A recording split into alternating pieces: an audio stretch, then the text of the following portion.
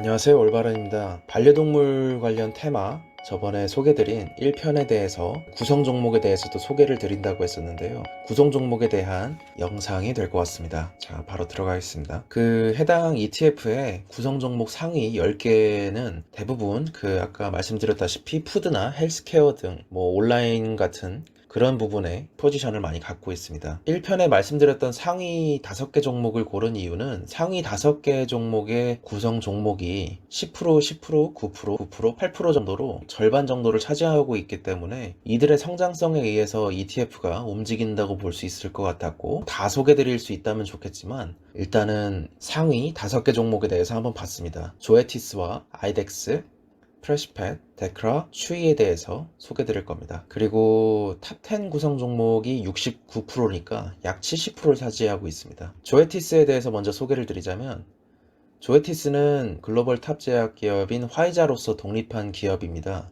주사 한 번으로 심장사상충 예방을 가능하게 한 것으로 유명한 기업인데요. 동물 의료기 시장과 동물 생명공학, 산업 동물약 등 하고 있는 분야가 제약 쪽으로 굉장히 많습니다. 2020년 기준 실적으로 보니까 YOY도 9% 정도가 늘었고, 미국 시장도 6% 성장을 보였지만 해외 시장에서도 9% 성장을 보임으로써 굉장히 성장성이 좋다고 생각이 됩니다. 매출로는 약 7%에서 9.5% 증가가 기대되고, 이익 수준으로는 8%에서 11%의 증가가 기대되는데, 코로나가 있었기 때문에 아마 이것에는 못 미칠 것으로 감안이 되지만, 그럼에도 불구하고 실적이 견조하다면 긍정적인 영향이 될 것 같습니다. 덕분에 전고점을 계속해서 돌파하고 있는 것 같습니다. 동물의약품 시장으로 본다면 2016년 자료와 2019년 자료를 뒤적뒤적거리니까 연평균 5%에서 6% 정도의 성장을 보이고 있습니다. 또한 흥미로운 내용이 인간의약품 시장에 비해서 동물약품 시장이 약 4%밖에 안 됩니다. 그런데 시장이 작다 보니 제네릭에 대한 위협도 적고 의료보험이 적용되지 않는 것들이 많기 때문에 정부로부터의 약값 인하 압력도 적다고 합니다. 반면 의약품 제조에 있어서의 기술적 장벽은 높기 때문에 신약을 개발하면 제품 수명이 인간용보다는 길게 딸 수 있기 때문에 안정적인 수익을 확보할 수 있을 것이라고 기대가 되고 있습니다. 조에티스의 시장 점유율은 약 20%로 동물의약품 제약사 수준에서 2014년과 2020년까지 부동의 1위를 차지하고 있음을 확인할 수 있었습니다. 6월 19일 개장 이전 모습인데요. 조에티스만 떼서 본다면 거의 코로나 이전의 주가로 회귀한 모습을 보이고 있습니다. 쿼터로 나눠봤던 1분기에 생각보다 매출이 많이 줄지가 않았습니다. 매출이 많이 줄지가 않았고 오히려 약간 전년도 상장세를 그대로 가져간 모습을 볼 수가 있었는데, 이 정도면 곧 전고점을 돌파하라는 생각이 들었습니다. 2분기 실적까지 보고 결정해볼까 하는 생각입니다. 개인적으로는 펫 헬스케어 관련 기업들을 최근에 좀 더 주목해서 보고 있습니다. S&P 500의 퍼포먼스보다는 더 좋을 거라는 예상이 들어섭니다. 제 가설은 일단 코로나 같은 상황이 있더라도 그럼에도 불구하고 펫 산업과 의약품에 대한 소비는 크게 줄지 않을 것이다 라는 가설이 있는데요. 그런 시나리오를 바탕으로 그 시나리오가 일부 1단계가 입증된다고 생각이 들면 바로 구매를 생각하고 있습니다. ETF로 살지 혹은 헬스케어 쪽이나 추이 같은 개별 종목을 살지는 좀 더 고민을 해봐야겠습니다. 두 번째는 아이덱스입니다. 아이덱스는 글로벌 반려동물 특화 진단 장비 기업인데 여러 가지를 하고 있지만 대표적으로는 그렇습니다. 반려동물 유전자 데이터를 통해서 장비를 개발하고 서비스를 제공하고 있는데요. YOY가 10% 수준으로 매출이 빠르게 성장하고 있습니다. 그래서 계속해서 신고가를 경신하고 있고, 이것을 보면서 드는 생각이 사람과 달리 아픈 곳이 있다고 해서 어디가 아프다고 말할 수가 없습니다. 그래서 진단 장비를 통해서 반려동물이 어디가 아픈지를 알아야 하는 만큼 굉장히 다양한 장비들을 갖게 되고, 이러한 장비의 중요성이 더욱 중요할 거라고는 생각이 들었습니다. 그래서 반려동물에 대한 데이터가 중요합니다. 왜냐면 장비는 누구나 만들 수 있지만 결국에 진단이 문제이기 때문에 많은 질병에 대해서 데이터가 많아야 정확한 진단을 내릴 수가 있습니다. 그래서 데이터가 많이 필요하기 때문에 이것은 좋은 해자가 될 것 같습니다. 좀 사업 구조를 보다 보니까 특이했던 점이 물을 테스팅하는 솔루션에 진출해 있다는 점이 신기했습니다. 아이덱스에 대해서 한국투자증권에서 매우 잘 요약을 해주셨는데요.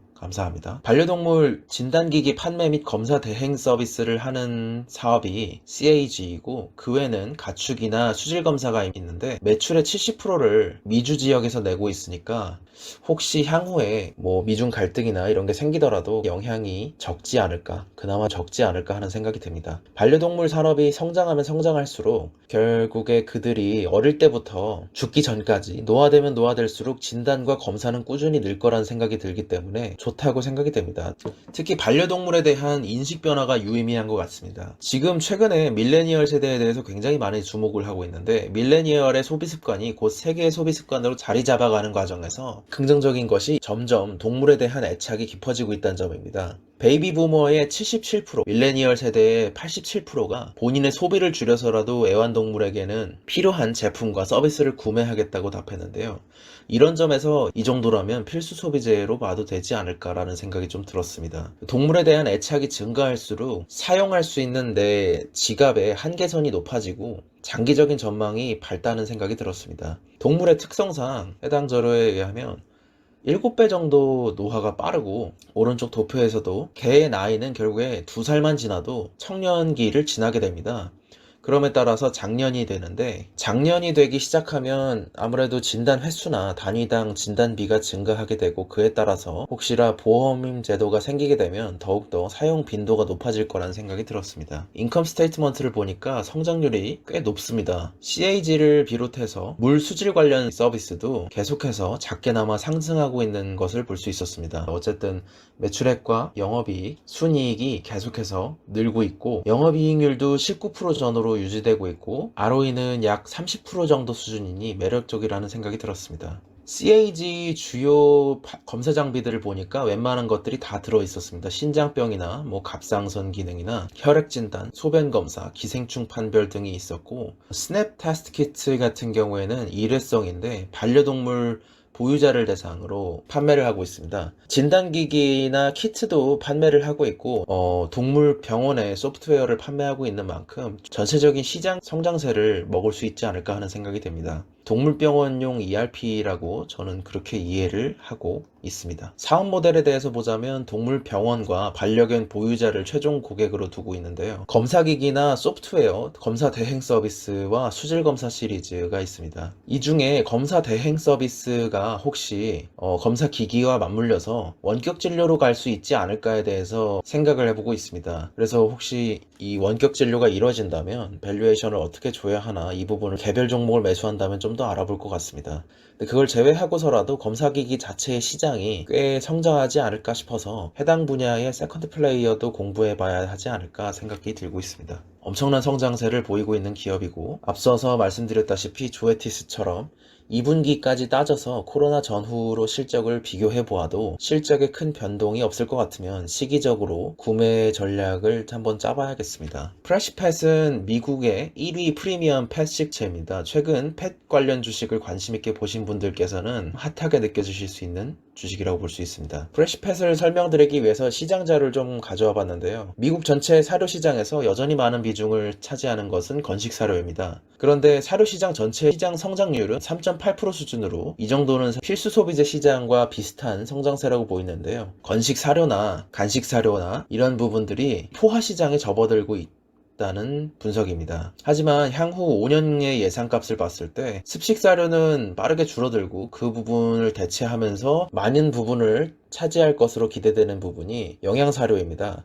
이에 연평균 약 12%씩 성장할 것으로 전망하는데요. 이는 펫에 대한 의식의 변화, 그리고 아까 말씀드렸다시피 가족 구성원처럼 느끼고 있는 그런 흐름 자체가 프레시팻의 성장과 맞닿아 있는 부분이라는 점입니다. 프리미엄 펫사료 시장은 계속해서 기존의 시장에 비해서 잠재력이 높고 향후 반려동물에 대한 애정이 늘어나게 되면 늘어나면 늘어날수록 아이에게 분유나 기저귀 같은 인식으로서 프리미엄 및 명품 선호 시장이 될 거란 예상이 됩니다. 이에 2018년 최근부터 빠르게 성장을 하고 있습니다. 데크라는 세계적인 수의약품 전문 기업입니다. 많은 자료를 구해보려고 했는데 생각보다 못 구하다가 2019년 동물용 의약품 수출 연구사업단의 3차년도 동향보고서라는 곳에서 자료를 좀 발견했다는 얘기입니다. 데크라에 대한 개요인데 반려동물 및 제약회사로서 포트폴리오를 구사하다가 최근에는 반려동물 관련 포트폴리오를 좀 더 다양화하려는 것 같습니다. 그래서 M&A에 집중하고 있습니다. 수많은 첨언들이 있었는데요. M&A를 통해서 최근에 사업성을 많이 키워오고 있는 것으로 보입니다. 데크라에 대해서 지금부터 쭉 보여드리자면 이렇게 굉장히 많은 M&A를 하고 있었고, 기능성 반려동물 식품 부분이나 약이나 마취제 등에 집중을 하고 있는 그런 모습으로 결국에 제약 화학 그런 기업 느낌이었습니다. 이런 좋은 자료도 발견을 했었는데요. 앞서 말씀드렸던 회사들이 3개나 들어있습니다. 조에티스, 아이덱스, 데크라입니다. 1위를 계속해서 수성하고 있는 조에티스와 약품 산업으로서도 급성장하고 있는 아이덱스, 순외였다가 빠르게 급등했던 데크라를 볼 수 있었습니다. 이후 차트도 볼 수 있는데요. 좀 미진한 모습을 보이다가 M&A를 통해서 빠르게 성장하는 모습을 보이고 있습니다.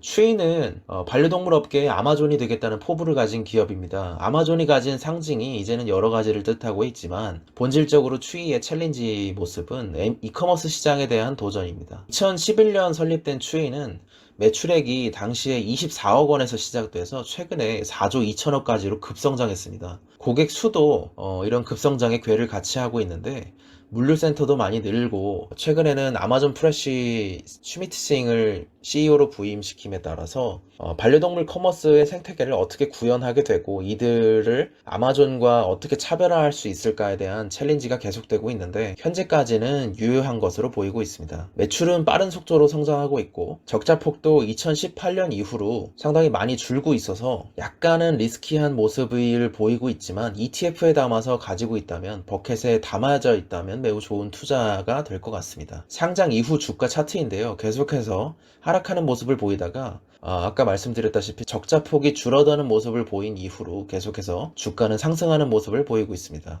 이제 여담 시간인데요. 잠깐 얘기를 드리자면, 최근에 제프리에서 테슬라에 대한 의견을 냈는데요. $1200를 언급하면서 상한을 조금 뚫은 느낌입니다. 주가도 $1000대에서 머무는 모습을 보이다 보니까 아마 6월에 S&P 편입을 위해서 매출을 늘리는 데 집중을 하고 2분기 실적을 발표하면서 동시에 배터리 데이가 발표되면 좀 슈팅이 나올지 않을까 하는 생각이 들었습니다. 이번에는 2편을 연달아서 촬영을 하다 보니 굉장히 빠른 속도로 말씀을 드렸고 조금은 좀 듬성듬성 넘어간 부분이 있습니다. 그럼에도 불구하고 이런 ETF와 이런 구성 종목과 이런 시장이 있다는 것에 대해서 알 수 있는 계기가 되었으면 좋겠다는 생각이었습니다. 감사합니다. 올바른이었습니다.